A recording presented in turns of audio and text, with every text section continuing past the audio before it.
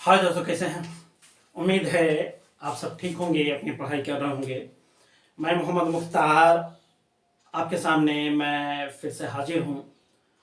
दोस्तों, आपको बताते हुए मुझे बहुत ही खुशी हो रही है कि आज से हमने एक नया टॉपिक भी शुरू किया है। आप घबराइए मत। भारत का भूगोल जो सब्जेक्ट चल रहा है वो तो चलता ही रहेगा। इसके साथ हम बीच बीच में ऑब्जेक्टिव क्वेश्चंस का भी वीडियो लाने वाले हैं, जिसमें आप अपने को जो भी हम पढ़ाते हैं उससे अपने को आप जज कर पाएंगे कि आपने कितना सीखा, कितना आपको और सीखना बाकी रह गया है। तो आज से हम यह कोशिश करने वाले हैं कि जो भी हम पढ़ा रहे हैं, जो भी अध्याय हम पढ़ाते हैं, वो सारा मेरा सब्जेक्टिव फॉर्म में होता है। हालांकि उसमें सारा वन लाइनर ही हम लिखा करते हैं, लेकिन एक तरह से वो सब्जेक्टिव है, जिसमें आप ऑब्जेक्टिव और सब्जेक्टिव दोनों कवर कर सकते हैं। लेकिन कई बार ऐसा होता है कि आप पढ़ने के बाद ये डिसाइड नहीं कर पाते कि इनमें से कौन कौन सा प्रश्न उभर सकता है, कौन कौन सा प्रश्न आपसे पूछा जा सकता है। तो मैंने इसी कड़ी में आज यह शुरुआत किया है कि भारत के भूगोल के क्रम में हमने एक वीडियो जो शुरुआत में ही है, एक वीडियो हमने अपलोड किया है जिसमें भारत का सामान्य परिचय या भारत का भौगोलिक परिचय पर एक वीडियो दिया है। मेरे ख्याल से आधा घंटा से ज्यादा का वीडियो होगा। तो मैंने हालांकि सब कुछ बताया है, लेकिन अब जो मैं आपके सामने वो प्रस्तुत करने वाला हूं, जो इसी वीडियो में आने वाला है, बहुत ही इंटरेस्टिंग होगा दोस्तों। तो क्या क्या हम देखने वाले हैं इस वीडियो में? पहले जो मेरा टॉपिक है जिस पर मैं सारा ऑब्जेक्टिव प्रश्न आपके सामने लाने वाला हूं, वो है भारत का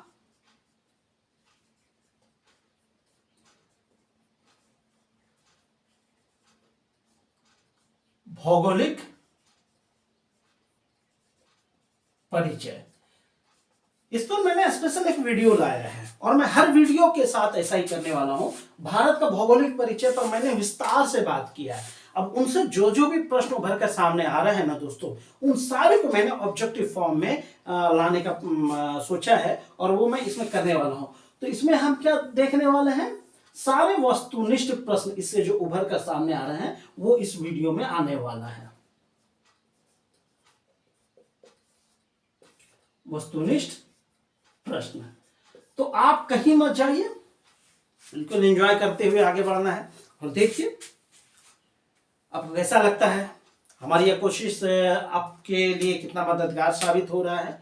आप कमेंट करके जरूर बताइए। और अगर आप हमारे चैनल पर नए हैं, तो ये मैं कई बार कह चुका हूं, तो प्लीज हमारे चैनल को सब्सक्राइब कीजिए।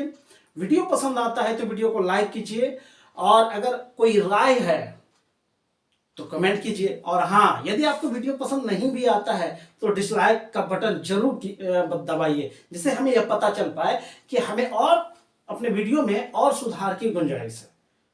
तो वीडियो में अंत तक बने रहिए दोस्तों, एंजॉय करते हुए पढ़िए, अपने सपने को पूरा कीजिए। ठीक है, बढ़ते हैं आगे वीडियो में। हाय दोस्तों, आइए स्टार्ट करते हैं आज का पहला क्वेश्चन। प्राचीन भारतीय भौगोलिक मान्यता के अनुसार भारतवर्ष किस द्वीप का अंग था? ऑप्शन ए पुष्कर द्वीप, ऑप्शन बी जम्बू द्वीप, ऑप्शन सी कांच द्वीप, ऑप्शन डी कुश द्वीप। तो इसका सही उत्तर बताना है दोस्तों। इसका सही उत्तर है जम्बू द्वीप। ठीक है, भारत जो है कि ये जम्बू द्वीप का हिस्सा था। यहाँ तक कोई दिक्कत नहीं, इसमें सारे महत्वपूर्ण क्वेश्चन सोल्व होंगे दोस्तों। आइए अगला क्वेश्चन की ओर बढ़ते हैं। अगला क्वेश्चन है, सिंधु नदी को हिंदू नदी किसने कहा? Option A Iran, option B यूनानी, ऑप्शन सी अरबी, ऑप्शन डी फारसी। तो इसका सही उत्तर क्या होगा?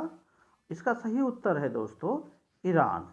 ठीक है, ईरानियों ने सिंधु नदी को सर्वप्रथम हिंदू नदी कहा और इस देश के रहने वाले को हिंदुस्तानी कहा था। तो क्लियर है कि हम भारत को हिंदुस्तान के नाम से भी जानते हैं और इनका इतिहास भी क्लियर हो गया। ठीक है, तो आइए अगला क्वेश्चन देखते हैं। एशिया महाद्वीप के किस भाग में भारत अवस्थित है? दक्षिण पूर्व, दक्षिण पश्चिम, दक्षिण मध्य, उत्तर मध्य। अब आपको ये बताना है कि भारत एशिया महाद्वीप के किस दिशा में है। कोई दिक्कत नहीं होनी चाहिए। आइए इसका सही उत्तर जानते हैं। इसका सही उत्तर है दक्षिण मध्य। कोई दिक्कत नहीं दोस्तों, क्लियर हो गया। एशिया महाद्वीप के दक्षिण मध्य में भारत अवस्थित है। आइए अगला क्वेश्चन देखते हैं। अगला क्वेश्चन है, सर्वप्रथम इंडिया शब्द का प्रयोग भारत के लिए किस भाषा में किया गया? ऑप्शन है उर्दू, फारसी, ग्रीक, अरबी। आपको सही उत्तर बताना है कि इंडिया शब्द का प्रयोग किस भाषा में किया गया है। सही उत्तर है ग्रीक। ठीक है दोस्तों, क्लियर हो गया। ग्रीक भाषा में ही सर्वप्रथम इंडिया शब्द का प्रयोग किया गया। आइए अगला क्वेश्चन की ओर चलते हैं। क्वेश्चन नंबर 5 है, भारतीय उपमहाद्वीप के अंतर्गत कितने देश आते हैं? Option A 2, option B 3, option C 4, option D 5। आपको बताना कि भारतीय उपमहाद्वीप जो है उसमें कितने देश आते हैं। तो इसका सही उत्तर है दोस्तों 5 देश, और जो कि ऑप्शन डी में है, भारतीय उपमहाद्वीप के अंतर्गत 5 देश आते हैं। कोई कंफ्यूजन नहीं, कोई दिक्कत नहीं। आइए अगला क्वेश्चन की ओर अब हम बढ़ते हैं। अगला क्वेश्चन इस पिछले क्वेश्चन से रिलेटेड है।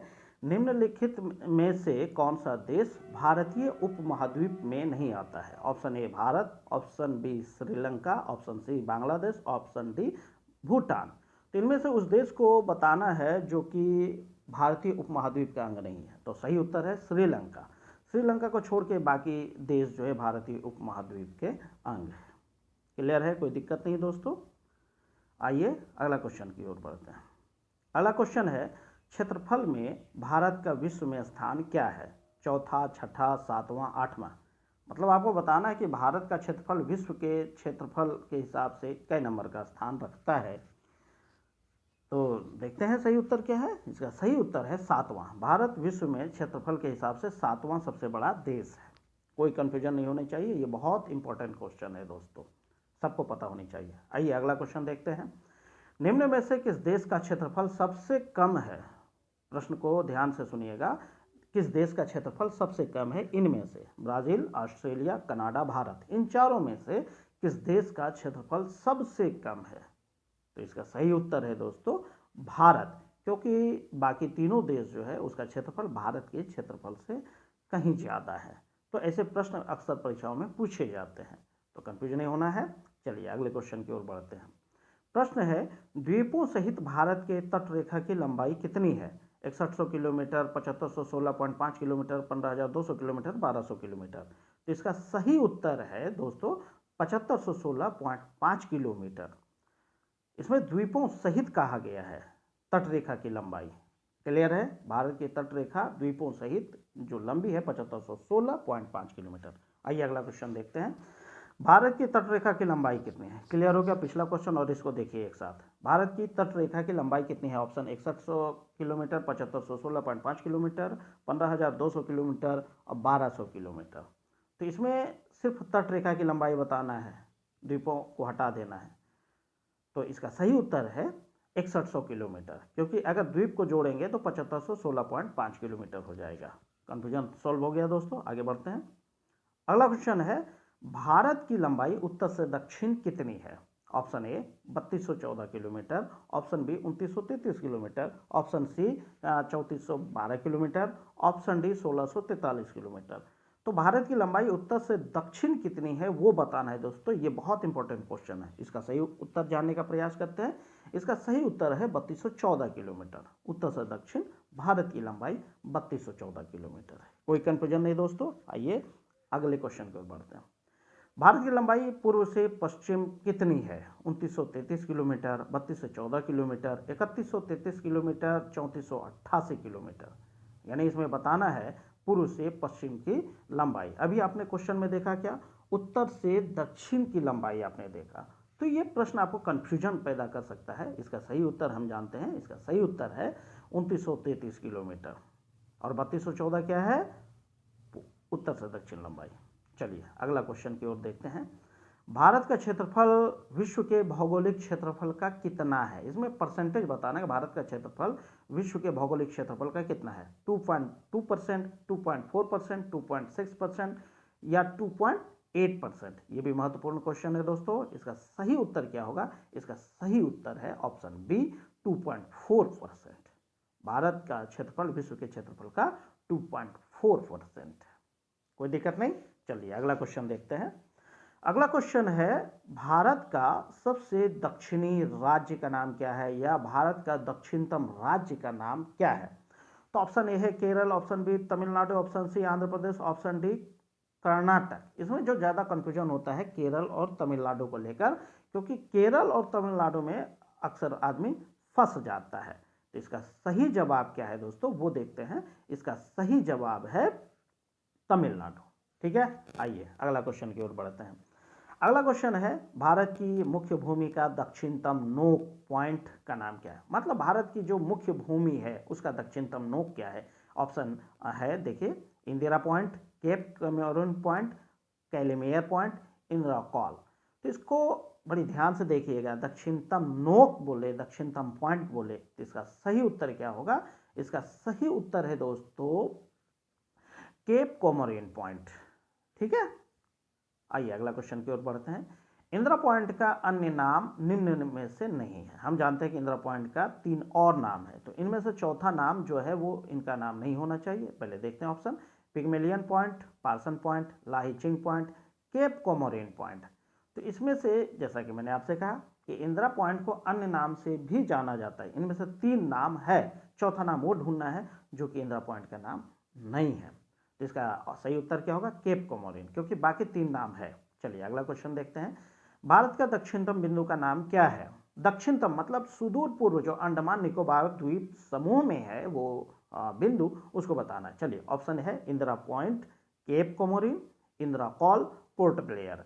तो कहीं इंदिरा पॉइंट और कहीं इंदिरा कॉल, दोनों बिंदु तो है, लेकिन एक बिंदु है उत्तरी दिशा में, एक है दक्षिणतम दिशा में। तो भारत का दक्षिणतम बिंदु क्या हो गया? इंदिरा पॉइंट। ठीक है, कोई दिक्कत नहीं। चलिए अगला क्वेश्चन की ओर बढ़ते हैं। अगला क्वेश्चन है, भारत का सबसे उत्तरी बिंदु का नाम क्या है? जैसे अभी हमने देखा इंदिरा पॉइंट भारत का दक्षिणतम बिंदु है, वहीं उत्तरी बिंदु यानी सबसे उत्तर का बिंदु क्या होगा ये बताना है। ऑप्शन है Cape Comorin, option B Indira Point, option C Indira Col और ऑप्शन डी गौर माता। तो इसका सही उत्तर है इंदिरा कॉल, जो भारत का सबसे उत्तरी बिंदु है और यह लद्दाख में स्थित है। कोई दिक्कत नहीं। चलिए अगला क्वेश्चन की ओर बढ़ते हैं। अगला क्वेश्चन है, भारत का सबसे पूर्वी बिंदु का नाम क्या है? ऑप्शन ए है Gaur Mata, option B Indira Point, option C Parson Point, option D Kibithu. तो इसमें यह बताना है कि भारत के सबसे पूर्व दिशा में स्थित जो बिंदु है उस बिंदु का नाम क्या है। तो बड़ी ध्यान से देखना है, कंफ्यूजन नहीं होना है, बल्कि गौर से देखना है और जवाब देना है। तो इसका सही उत्तर है दोस्तों किबिथु। किबिथु भारत का सबसे उत्तरी बिंदु है जो अरुणाचल प्रदेश में। आइए अगला क्वेश्चन देखते हैं। भारत का सबसे पश्चिमी बिंदु का नाम क्या है? देख रहे हैं, सबसे पूर्वी बिंदु हो गया, अब सबसे पश्चिमी बिंदु का नाम बताना है। ऑप्शन है Gaur Mata, option B Kibithu, option C Indira Point, option D Cape Comorin.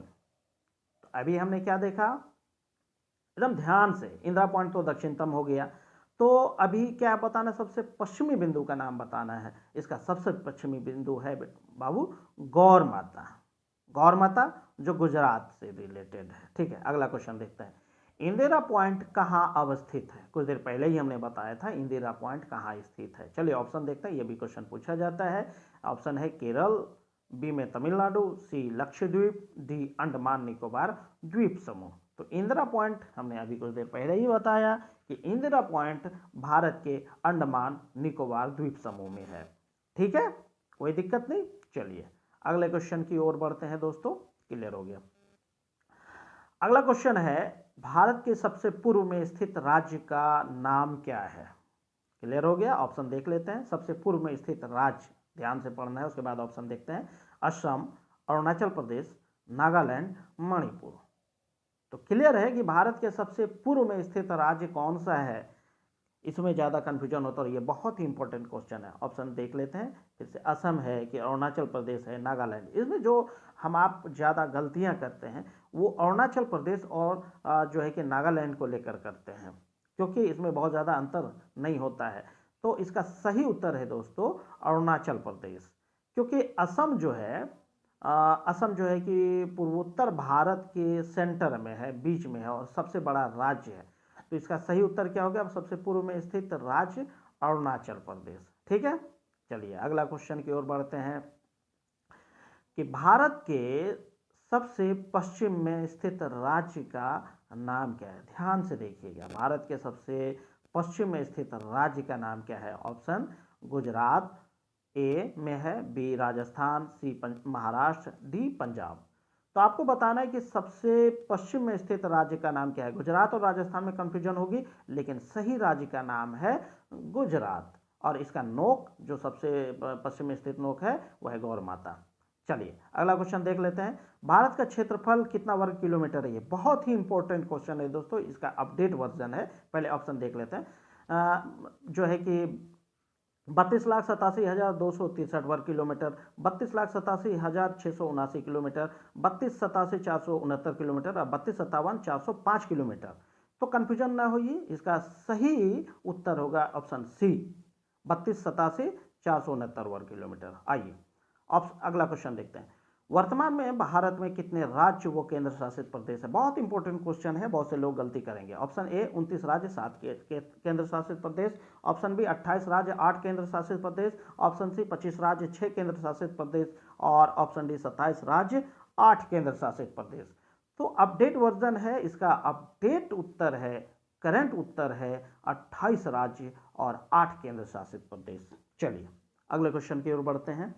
अगला क्वेश्चन है, भारत का दक्षिणतम बिंदु की भूमध्य रेखा से दूरी कितनी है? मतलब दक्षिणतम बिंदु जो इंदिरा पॉइंट है और भूमध्य रेखा जो है, भूमध्य रेखा और इंदिरा पॉइंट के बीच की अधिकतम दूरी क्या है, या बीच की दूरी क्या है वो बताना है। ऑप्शन ए 876 किलोमीटर, 867 किलोमीटर, सी में है 678 और डी में 768 किलोमीटर। तो इसका सही उत्तर क्या होगा? 876 किलोमीटर। कोई दिक्कत नहीं दोस्तों, बहुत इंपॉर्टेंट क्वेश्चन था। अगला क्वेश्चन की ओर बढ़ते हैं। भूमध्य रेखा से निकटतम भारतीय बिंदु का नाम क्या है? अभी 26 नंबर क्वेश्चन में यह सोल्व हो गया कि भूमध्य रेखा से निकटतम भारतीय बिंदु। ऑप्शन देख लेते हैं। Kanyakumari, port Blair, Indira point, Indira call. तीन में से वो बिंदु बताना है जो भारत का जो है निकटतम बिंदु है भूमध्य रेखा से। तो इसका निकटतम बिंदु क्या हो गया दोस्तों? इंदिरा पॉइंट। ठीक है दोस्तों, इंदिरा पॉइंट जो अंडमान निकोबार द्वीप समूह में है वो भूमध्य रेखा से निकटतम है। चलिए अगला क्वेश्चन देख लेते हैं। यूनानी लोग इंडस नदी के नाम से किस नदी को जानते थे? ऑप्शन ए गंगा नदी, ऑप्शन बी यमुना नदी, ऑप्शन सी सिंधु नदी, ऑप्शन डी सरस्वती नदी। तो अभी हमने कुछ देर पहले ही देखा था जो है कि हिंदू नदी के नाम से सिंधु नदी को पुकारा गया, उसी तरह इंडस नदी के नाम से भी सिंधु नदी को ही पुकारा जाता है। ये बहुत इंपॉर्टेंट क्वेश्चन है दोस्तों, तो इसका सही उत्तर क्या होगा? सिंधु नदी। चलिए अगला क्वेश्चन हम देख लेते हैं। भारतीय उपमहाद्वीप मूलतः एक विशाल भूखंड का भाग था जिसे कहा जाता है। ऑप्शन ए जुरासिक भूखंड, option B Aryavarta, option C Indiana, option D Gondwana land.